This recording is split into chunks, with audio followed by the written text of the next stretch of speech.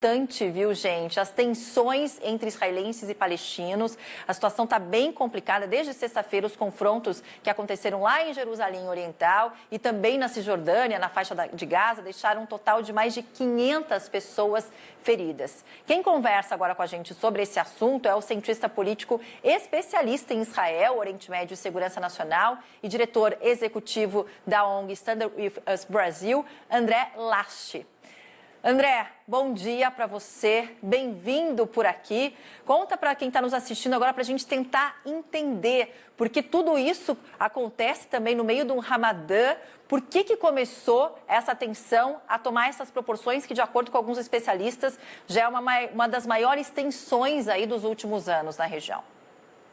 Bom dia, Paula, bom dia a todos, obrigado pelo convite. Bom, tentar resumir as tensões em Jerusalém, a gente teria que ficar várias horas aqui no jornal para falar a respeito de vários pormenores e vários atores. Mas, em resumo, há algumas semanas, um grupo de árabes que residem na cidade de Jerusalém foram filmados agredindo judeus religiosos, colocando em mídias sociais. Isso acabou gerando uma certa tensão e revolta de populações israelenses de religião judaica. Alguns grupos radicais também começaram a protestar contra os grupos árabes. Isso gerou uma série de protestos na cidade, isso há algumas semanas. Ao mesmo tempo, em paralelo a isso, houve aí há uma briga entre duas famílias, uma judia e uma palestina, por uma região, por uma casa que pertencia a uma família judia antes da fundação de Israel, que depois que Israel foi fundado, a Jordânia passou a dominar aquela região, acabou passando essa casa para uma família árabe, e depois Israel reconquistou em 67, desde então a família tenta reaver a propriedade, e parece que agora está se desenrolando. Só que o bairro dessa casa é um bairro árabe, então gera uma certa tensão entre as partes, e aí as partes mais tensas acabam protestando, e a polícia de Israel tenta conter os dois lados, e obviamente o que nós vemos aqui seria, de uma certa forma, tensões exacerbadas dos dois lados, a polícia no meio tentando prender. Nós vemos imagens da polícia prendendo protestantes palestinos, mas não necessariamente são só palestinos que estão sendo presos, israelenses e judeus também estão sendo presos. Então é um conjunto de fatores, e obviamente qualquer tensão em Jerusalém vai levar grupos terroristas em Gaza a jogarem foguetes, porque eles vão usar isso como pretexto para começar um conflito armado contra Israel. Então, você estão duas frentes aí, e, obviamente, última sexta-feira do Ramadã, normalmente isso gera mais tensões, é mais tenso para as forças de segurança conter esses protestos, e agora, domingo, segunda-feira, começa o Dia de Jerusalém, que é quando Israel e os israelenses comemoram a reunificação da cidade após 1967, na qual a cidade de Jerusalém estava ocupada pela Jordânia, e aí Israel unifica a cidade.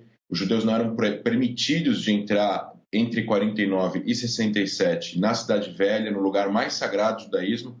A partir de 67, os judeus do mundo inteiro, os israelenses, puderam entrar em Jerusalém. Então essa reunificação gera aí uma série de passeatas com bandeiras e tal, o que tem cunho nacional, né?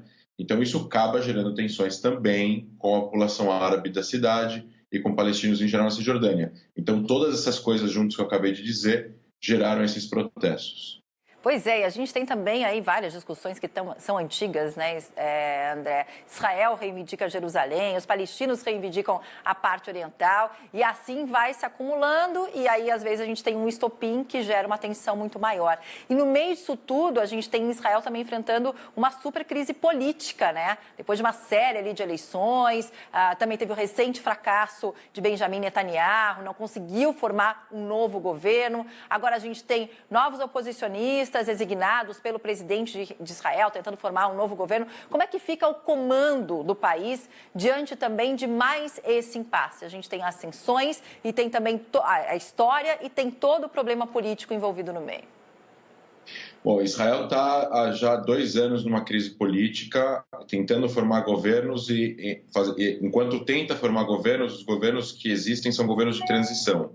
Então, governos de transição não têm poder para decidir uma série de coisas, né? Então aí existem os ministérios, eles funcionam de forma automática, existem os CEOs dos ministérios, né? Os diretores gerais de cada ministério. gabinete de segurança se encontra apenas em questões emergenciais, isso é uma questão emergencial, coisas que acontecem fora das fronteiras de Israel são questões emergenciais, só que uma série de coisas não são aprovadas, o orçamento não pode ser aprovado, não pode subir o orçamento também, tem que ser o orçamento do ano passado e por aí vai. Então agora o Netanyahu é considerado o primeiro-ministro no governo de transição, porque já foram as eleições, o presidente já deu o mandato para ele constituir uma coalizão, ele não conseguiu, passou para o Yair Lapid, que é o opositor a ele, que está tentando formar aí uma coalizão com outras pessoas, tanto da esquerda como da direita, porém que são pessoas que se opõem ao Netanyahu, né? Essas eleições foi basicamente isso, pessoas que são pró ou contra o Netanyahu, e agora parece, bom, se ele tem mais uns 20 e poucos dias para tentar formar a coalizão, se ele não conseguir esse mandato que o presidente entrega para constituir um governo, vai para o parlamento. Aí o parlamento pode tentar encontrar uma pessoa, pode ser qualquer um, que tenha 61 votos para formar um governo. Se isso não acontecer também em 21 dias, depois que acabar os 20 e poucos dias ainda que restam a Yair Lapid, aí sim vai ter uma quinta eleição em 2 anos. Pois é, e a gente... Pode continuar, desculpa.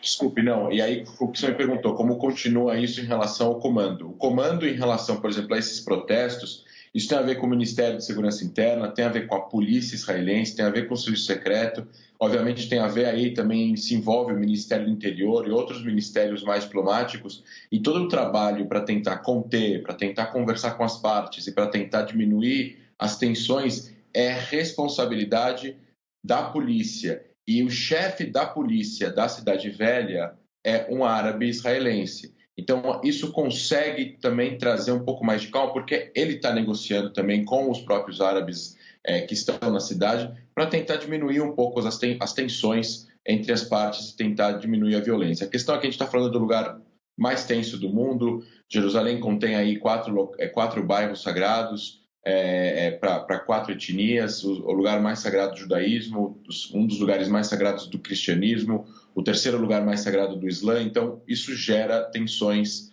e mexe com o coração das pessoas e dos fiéis que moram lá, né? Então, realmente, a polícia, obviamente, a falta de estabilidade governamental, na prática, não atrapalha a gerência das autoridades para tentar conter os protestos. Pois é, e algo está preocupando todo mundo, né, André? Obrigada, André, cientista político, conversando aqui com a gente. Essas são imagens ao vivo que a gente tem, tá? Novos confrontos entre palestinos e policiais israelenses na esplanada das mesquitas aconteceram, deixando mais de centenas de feridos também hoje, segunda-feira, dia de Jerusalém. Faltam 2 minutinhos para as 10 da manhã.